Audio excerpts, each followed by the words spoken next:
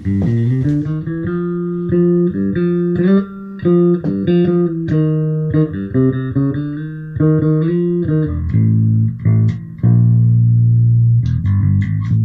that's pretty much flat. Oh, keep playing.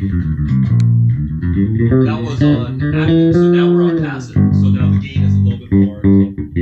On passive bass? On a passive bass. Good idea. Yeah, it's a good idea. So the gain is a little bit hotter. So you folks just joining us. Steve Araujo here. Doug Koeppen. I'll answer for him. That's Doug Koeppen. Playing the Darkglass DG210C cabinet. And as you can see, we have it vertical just because of space. But the nice thing is, and you can keep playing on the background, I kind of dig that. So there are rubber feet, just like there are on the bottom here, on that bottom side. So you can set it vertical, and there's little rubber feet, which is kind of cool. I've actually played the cabinet like this and horizontal, both ways. It's kind of nice, space-saving feature. Again, it's a 210 cabinet, 210s and a horn. And our horn is at about 50% right now, halfway. Yeah. Doug's playing a passive Wilkins Road tested WRT PJ4 with Ulyate pickups and some DR strings. And we're using the Darkglass Microtubes 500. The cabinet is a 500 watt cabinet. It is an 8 ohm cabinet. This head is 500 watts at 4 ohms, so I think we're probably somewhere around the 300 watt range with an 8 ohm cabinet. Enough of my yapping. Blah, blah, blah. So this is Doug's first time playing through the cabinet.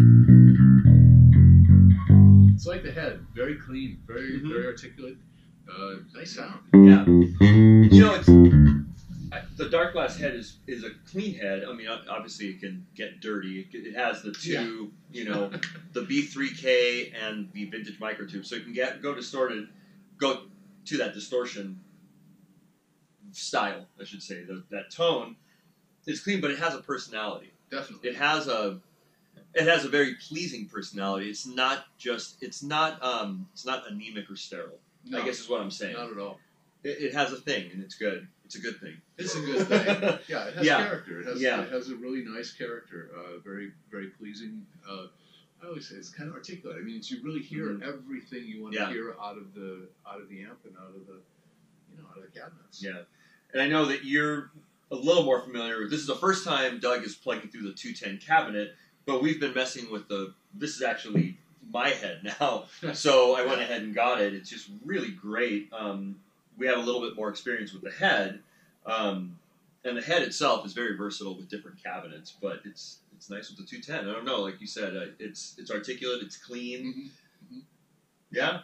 Yeah, you're gonna hear what you want to hear. Mm-hmm. And doing cabinet demos is a hard thing because we're in a room right now, you know, it's going to sound different in a bigger room, it's going to sound different in a smaller room, it's going to sound different everywhere you play it. So this is kind of us just giving you a little demo and talking about it.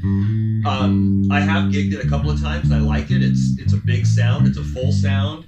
It being a 210 cabinet by itself, it's not going to give you the big volume of a bigger cabinet, or let's say 212s or a 410 cabinet. So you have to keep that in mind. This is just a 210 cabinet, but I was able to play it with in a bar with drums, guitar, and vocals, and we got kind of loud, and it was fun. It kept up. Sometimes in those smaller settings, live rooms, it's nice to have a smaller cab that's more pokey. Yeah. You get a 15 or even a couple of 12s. Sometimes it turns to mush in a room. It's a little bit too. Yeah. So, but there's no lack or no loss of bottom end on this.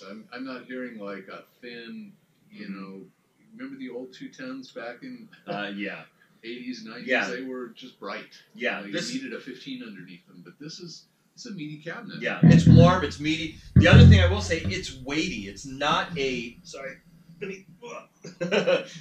got our tsunami cable stuck. So it's not a Neo cabinet. These are Eminence cast frame or ceramic speakers. The cabinet weighs I don't know, maybe 40-ish pounds, somewhere around there. So it's got some weight to it, and I like that. I'm not a fan, just personally. The Neo, you know, sometimes sounds a little thin to me. Again, I've heard a lot of people play Neos, and they sound great. Personally, I kind of like a little bit heavier cabinet for a little bit heavier sound. I don't know. And so the cabinet is not a super lightweight cab, which I think actually helps to give it its robustness with it just being a 210 cab.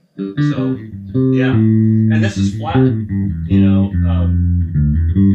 If we give it a little...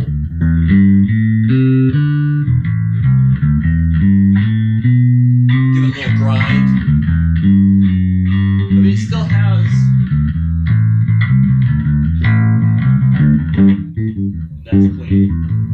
So it's a really well-made cabinet. It's made in the United States, and even Darkglass says they actually have them designed and made here in the U.S., where the Darkglass amp and pedals are made in Finland.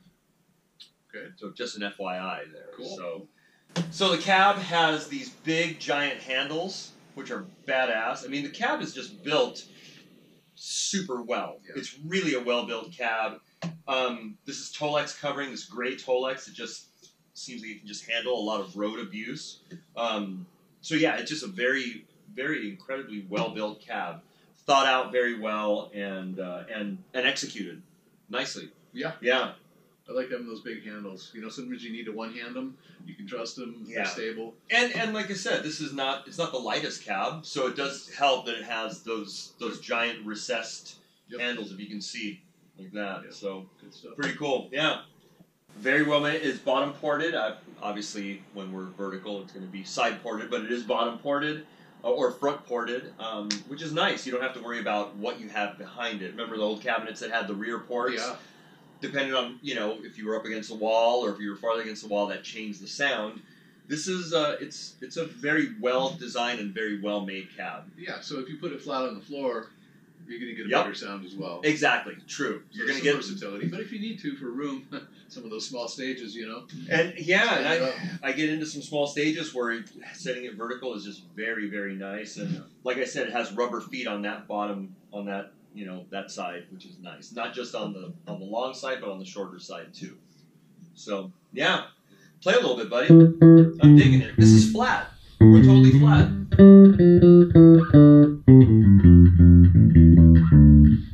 Some more bass.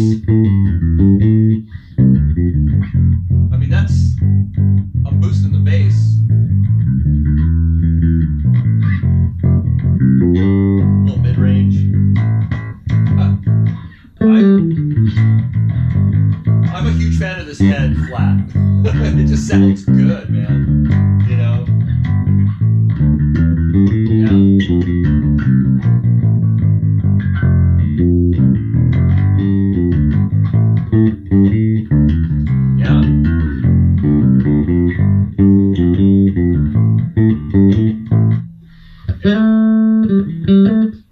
It's fat. Yeah, I was going to say, any other sound? It's good. Warm, dude. It's beefy. Yeah.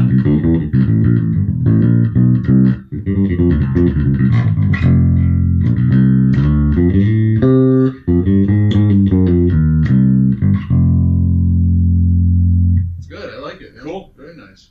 All right, we're going to switch over to a 5-string. We'll do a 5-string and then I'll play on that one. You can tweak. All right, we'll be back.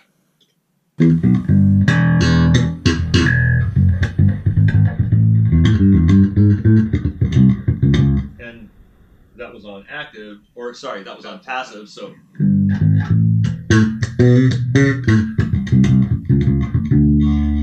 going to boost you a little. Yeah, boost it a little. That's the gain and that's master.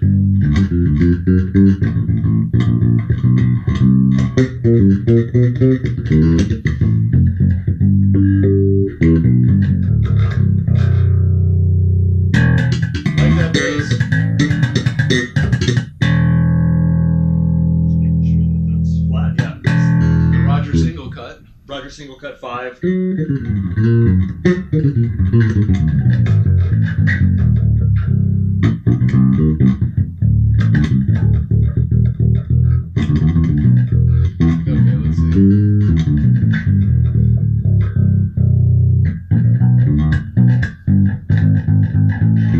Just boost the high mids a little bit, just for kicks. See what we got. Might as well boost the low mids too. Big.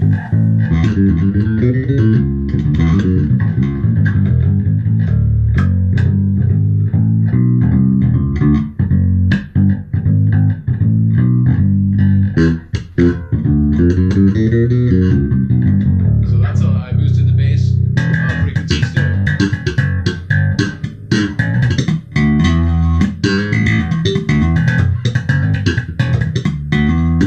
And that's flat on the bass. Yeah. On flat. Okay. Wow. Big. Should we got some effect? That one. And then it's going to be loud. That one turns it on. This gives you a choice though, right? The B3. Yeah. B3K or the back end.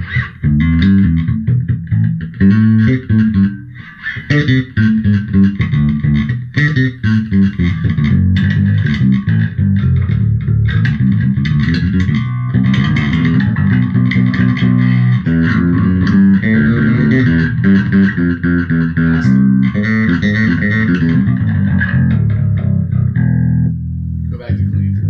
Yeah. I'm much more of a clean guy.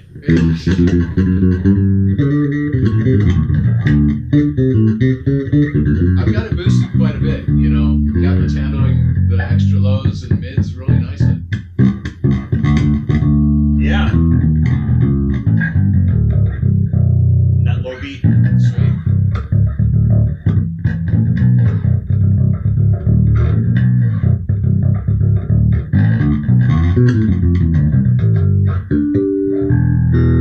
Nice, man. Back to flat.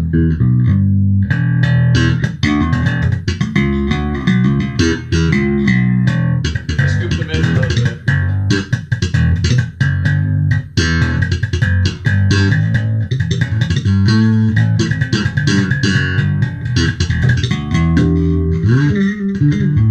Yeah, I mean, Nice. it's great. It's very... I mean, it's a fast, clean cabinet that can handle those lows.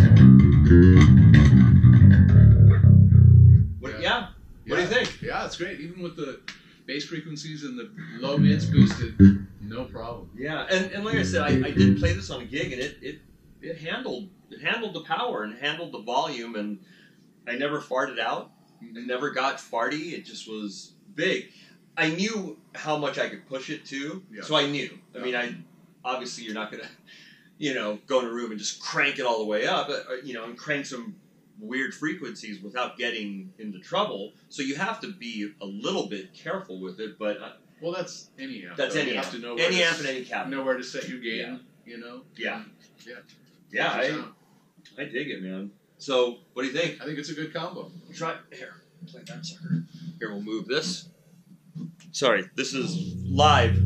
And unedited. Yeah, live and unedited. Yeah. So check this out. This is the horn all the way off. Horn all the way off on the cabinet. Horn halfway. And then all the way. It doesn't get into the brittle territory. I mean, it's bright, but it's not brittle and harsh. I usually, general rule of thumb for me, the way I run, is either 12 o'clock or a little bit less. 10-ish, that's where I usually run horns. No matter what. Yeah. Just so it doesn't get too shrilly, Yeah. I don't know, man. I think it's, pretty good. And this is Doug's first time playing through it, so. There's some low mids. And bass, I mean, even with the bass boosted, it's still, It's great. it's tight and punchy, yeah. Again, cabinet is going to change depending on the room, depending on the situation. So this is just one example, but we wanted to kind of bring it to you so we can go through a couple of sounds and let you guys kind of get an idea of it. Absolutely, and it's, I mean, the main thing is to know that you get some fat low end. Yeah. You don't have to worry about the cabinet breaking up because it's 10s. They can handle it. Yeah. And you get all that nice articulate, distinct sound that you want because it is 10s. Yeah. So you're not really sacrificing anything. I think what helps is having the ceramic, the big, just heavier speakers. I think it has something to do with it, you know, the heavier duty, I guess. Yeah. I'm laughing because I know you love the ceramic. You just love ceramic speakers. You think they're better, and that's fine. Yeah, but you like Neos. I have a Neo Cab. You have a Neo Cab, and you like it. So I like a lot. You know, but it's and it's never like for you. You've never lacked the bottom end. It's always been good. So exactly, this is a subjective thing, and it's okay to have different opinions about it. I don't like them, and you like them. So there you go. And they work for me, and his cabinets work for him. So it's just one of those things that. You know, subjective. It's very subjective. Like the real world. Yeah, exactly. It's the real world. So, anyways, yeah, the Darkglass DG210C, as in cabinet or ceramic. I don't know which. With the Darkglass Microtubes 500, we did play the Roger single cut, which is kind of the bass hang Steve Araujo signature. Kind of cool. I gotta plug that. So the Roger single cut jazz bass, all 8 pickups, no preamp, and then the Wilkins WRT-PJ4. So it's Wilkins Road tested 4-string passive with all 8 pickups. So that's what we played. Yeah, Tsunami cables, Darkglass stuff.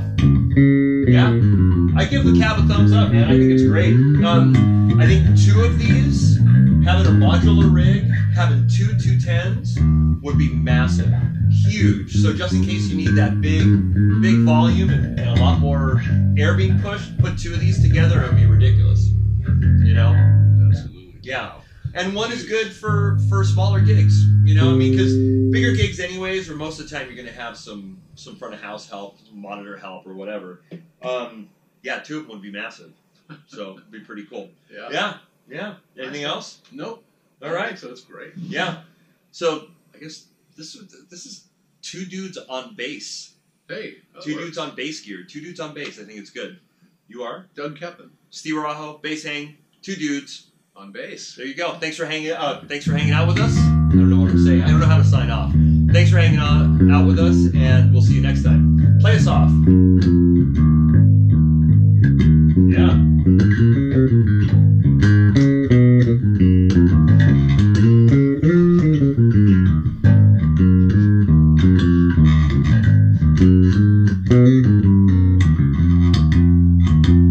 How's the action on that? You like it? You like that action, huh? Yeah, this is a great bass. Action's really nice and low. Yeah. All the way up, just plays so buttery. It plays good, yeah. So assessment on the cab. It's a good cab, man. It's a good cab. Yeah.